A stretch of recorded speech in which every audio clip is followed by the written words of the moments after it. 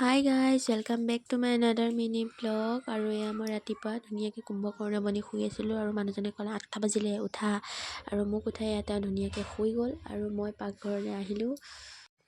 পাকঘৰলৈ আহি দেখিলোঁ যে ৰুটি বনাই থৈছে বাৰু, মানে মোৰ গাটো ভাল নহয় সেইকাৰণে। তাৰপিছত মই কল এটা খাই দিলোঁ। কল এটা খাই তাৰপিছত মোৰ খাবলৈ মন গ'ল পকৰি।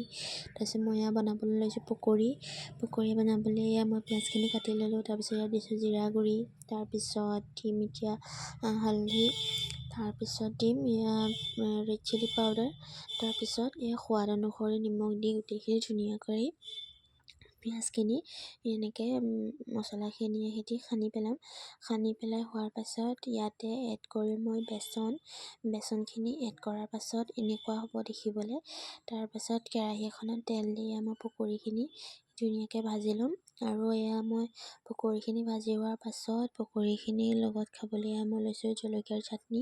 আৰু পকৰিখিনি খাবলৈ যে ইমানেই টেষ্টি হৈছিলে, আপোনালোকে এনেকৈ বনাই খাই চাব পাৰে, বহুত বেছি ভাল লাগে।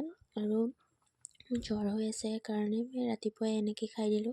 আচলতে খাবলৈ নালাগে এনেকৈ। তাৰপাছত চাওঁতে এয়া দুপৰীয়াই হ'ল, আৰু দুপৰীয়াৰ কাৰণে মই বনাবলৈ লৈছোঁ ডিমে আলুৱে জালুকৰ তৰকাৰী। আৰু ভাত তাত খাই মেলি এয়া মই মোৰ ভাগৰ মিনি ফাৰ্মাচীখন উলিয়াই ল'লোঁ, দৰৱ এটা খাবলৈ, জ্বৰৰ দৰৱ। তাৰপিছত এয়া মোৰ নখ অকণমান দীঘল হৈ আছিলে, এয়া নখ কাটিবলৈ মেচিন লৈ বহি গ'লোঁ।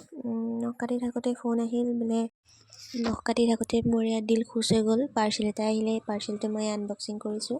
মই হিজাপ 3খন মানে অৰ্ডাৰ দিছিলোঁ, এয়া আহি পালেহি।